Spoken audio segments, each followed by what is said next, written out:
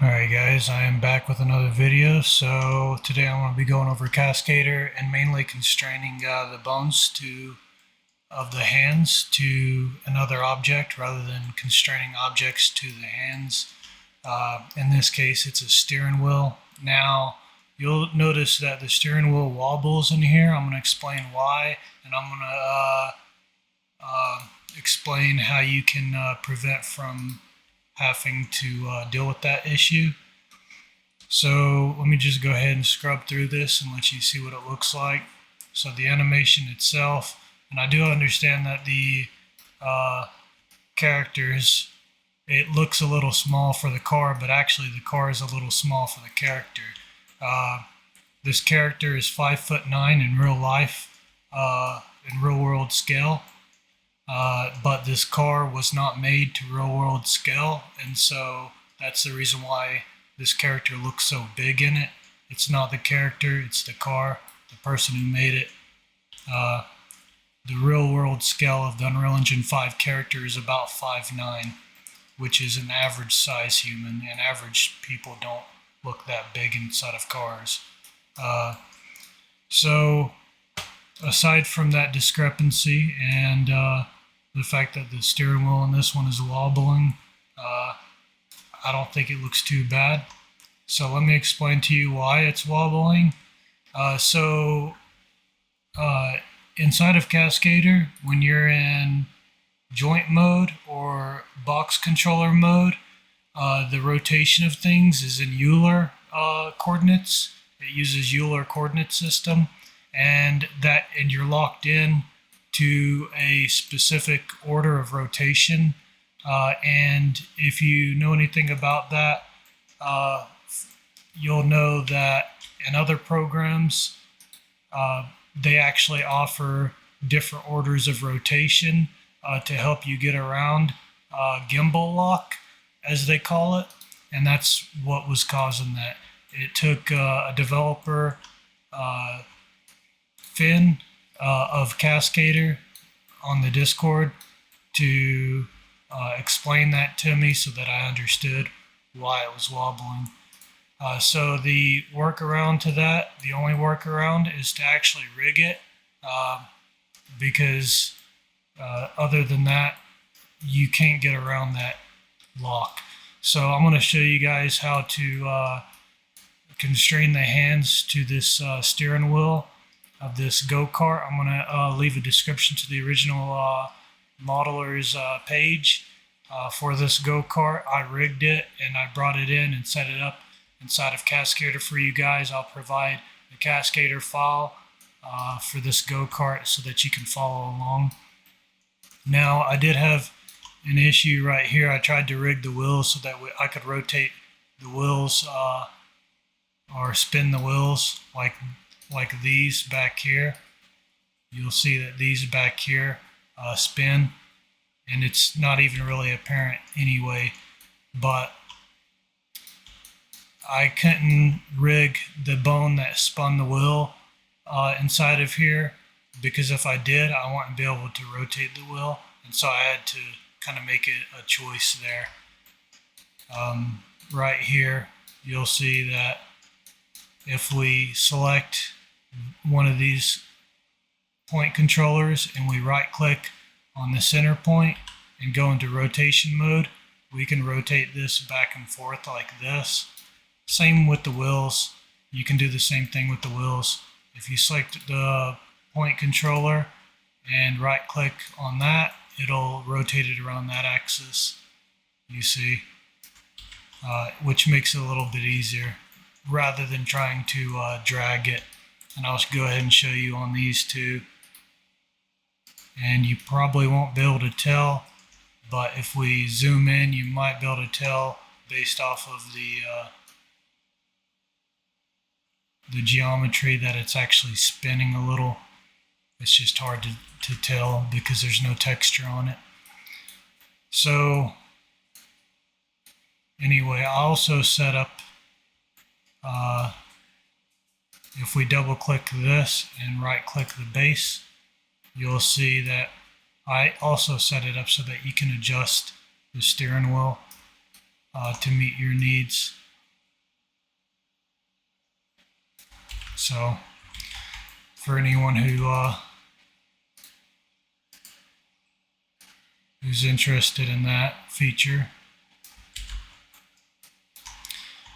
And so let's get started. First off, what we'll do is we'll open up one of these mannequins. If you're on the free version, you're going to want to use the UE4 mannequin because the UE5 has a lot of bones, and the bone count goes over the free export bone count. So you'll probably want to use the UE4 one or one of the other ones. Maybe you have your own character you want to bring in here and use. That's fine. So what we'll do is we'll go to File, we'll go to Import Scene, and we'll select that rig to GoKart file that I provided.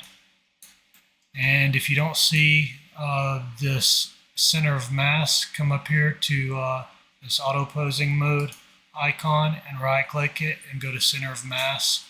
And you can also do the center of mass grounded too. It'll show you where it is on the ground. I find it very useful.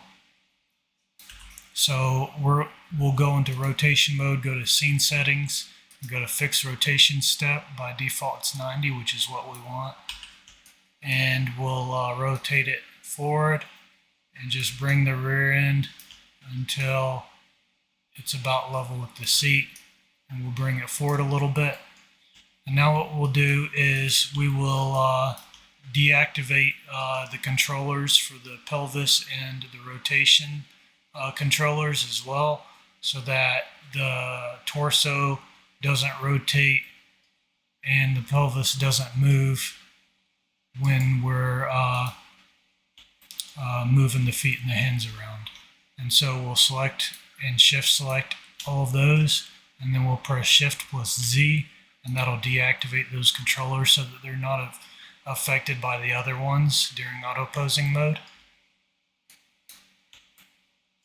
And you just press this auto posing button right here if you want to go into there, into auto posing mode, and then just select the feet and just pick them up and place them somewhere down here. And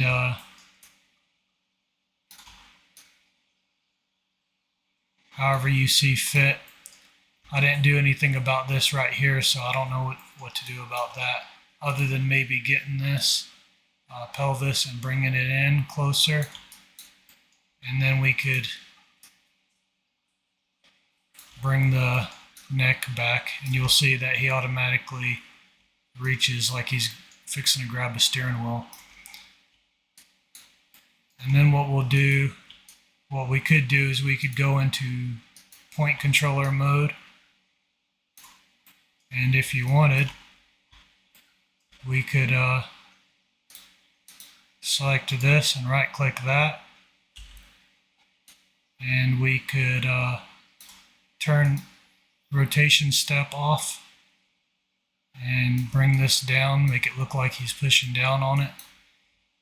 And then we'll go back over here into auto posing mode, and we'll just put his foot on it.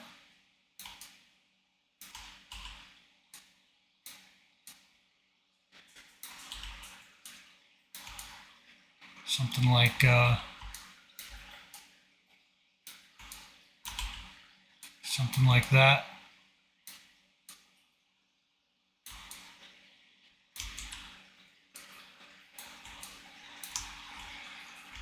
And then you can just double click to select all of those points and press R to lock it so that it doesn't move, or you don't move it by accident.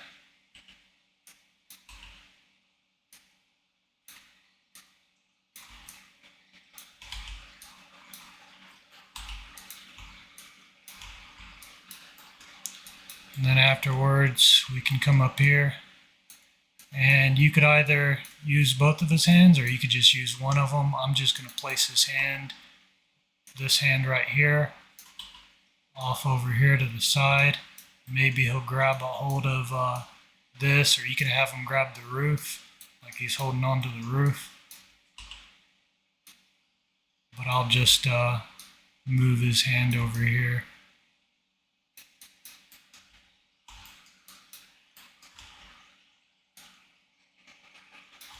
and I'll do it like that. And then we'll come over here. Let's see.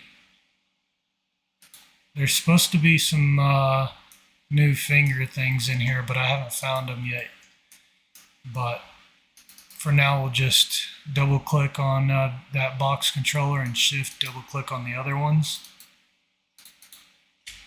And then come up here into tail mode and go into local so that we're rotating locally. If you don't, then your fingers will twist in funny ways. Press E and you should see that spiral. And then we can just close the fingers up a little bit here. And it looks like we're going to have to realign the hand.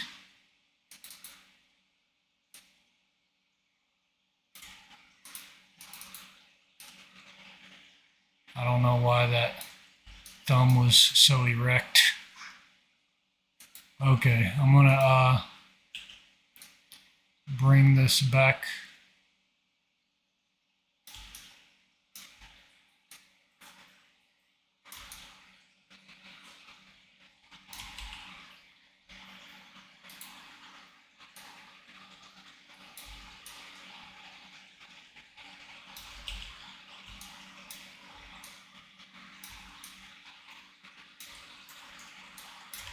And you can go back into box controller mode. Select this base one and just rotate it. Don't forget to turn your local tail mode off whenever you're moving the hands inside of auto posing mode, because if you don't, then and you're moving the hand, it'll try to treat the entire arm as a tail. So after we've done that, we'll go back into auto posing mode. I'm just going to lock this, make sure I don't accidentally move it.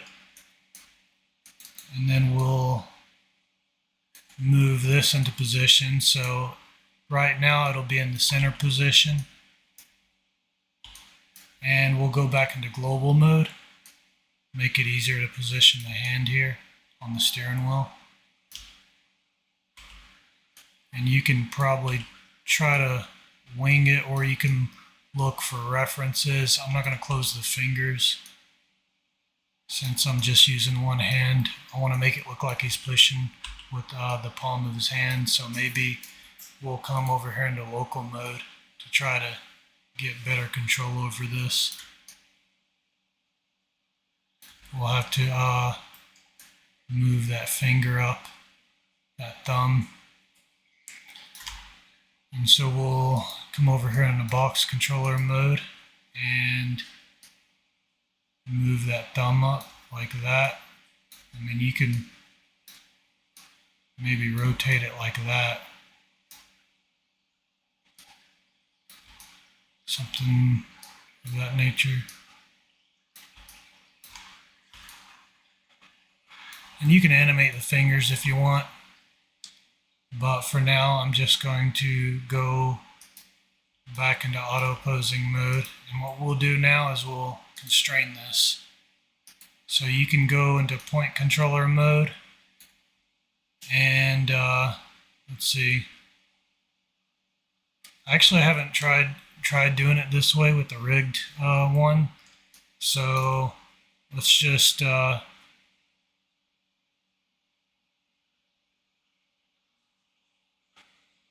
let's go into joint mode and select this bone right here. And then we'll come back into point controller mode and shift double click on the hand point controller to select all of them. And then we'll come over here to rig additional constrain points. And what you should get is under here, under your point controllers, you should get some constraints here. And so we'll expand to this and we'll select these two right here. And you'll have to reactivate this on interpolated frames afterwards, so keep that in mind. So I'm going to come over here and I'm going to, you can either press Alt F or just press this button right here with a key selected on the timeline in order to set a keyframe. And then right here you can press this to collapse it or expand the timeline so that it only encompasses your keyed frames. If later you need to expand it, you should be able to click this and drag it out, or you can press this and you can add more keys and remove them by pressing the plus and minus keys. Same thing over here. But we're going to expand that back out to the left. Again, you can also press this button. So we have 3 keys, and normally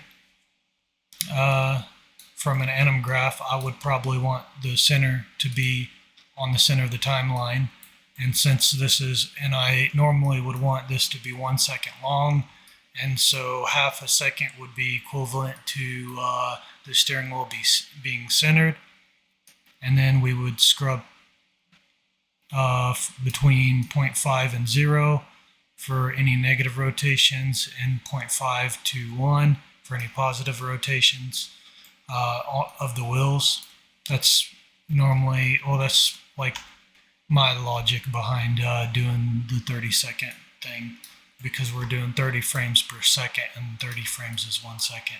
So what we'll do is right here on frame 0, and if you guys are interested in a video tutorial on me actually setting this up inside of the game afterwards, like inside of Unreal Engine for example, let me know and I'll do that for you guys. But what we'll do is on this frame we're going to select this controller and right click this one, and then we can go over here into scene settings under manipulators, fix rotation step 90, and we will rotate this to the left 90, and don't worry about the arms right now, we'll fix that afterwards, and then we'll rotate it this way 90. And now we will select these keyframes, just click and drag, and then select Bezier. You could probably do linear. Actually, if you actually plan on using this like how I described, then you're probably going to want it to be linear, at least for the steering wheel rotation. So actually, let's just go ahead and do it that way. So what we'll do is we will select this controller, and we will add a track for it, and we'll keep that one. This track right here will be linear, but the UE5 one we will make Bezier. And so we can keep the linear speed for the steering wheel. So now what we need to do actually is we need to come back over here into the outliner, and I'll show you what I was talking about before. But since we're still in point controller mode, select this point, or the hand point I mean, and that'll take you over here, and you'll select these constraints, and you'll see that it's not active right now. Now it's active, and we'll just activate that, and you'll see how the hand moved. And make sure and double check that on these keyframes it's also active. So if you ever need to disable it for a keyed frame, just uncheck constraint active.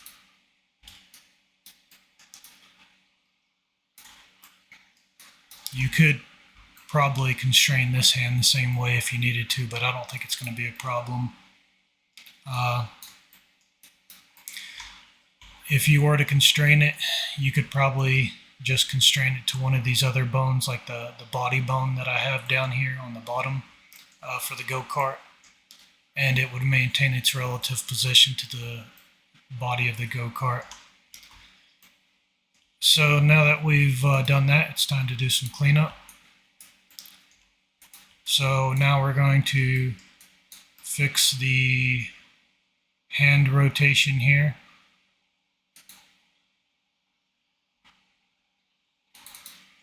And so I'll just double click this, and let's turn off fixed rotation step. And we'll just rotate that around. And then on this one, we'll rotate it around. And so there you go. Not really much to it. You could select this control right here and press Shift Z to let the auto physics dictate where it should be.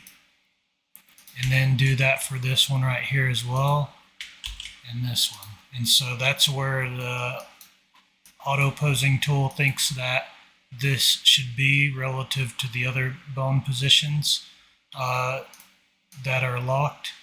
And so you'll see we get a little bit of movement now, which makes it a bit more realistic. You could probably even go so far as to, well, probably not that one, but you could try seeing where it thinks how it thinks that the pelvis should be oriented. I probably won't do it for the torso because it's probably going to spin it around in a weird way. But I mean, you could try just to see what it does. You see?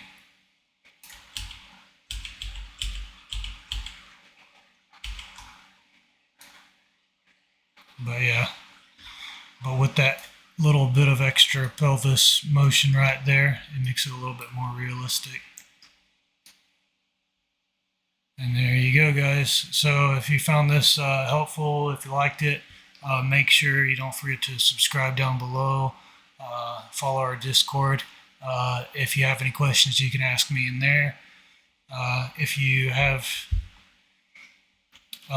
any questions, you can also ask down in the comments, and I will be making more videos in the future. I'll see you guys in the next video. Don't forget to subscribe, and I will see you later.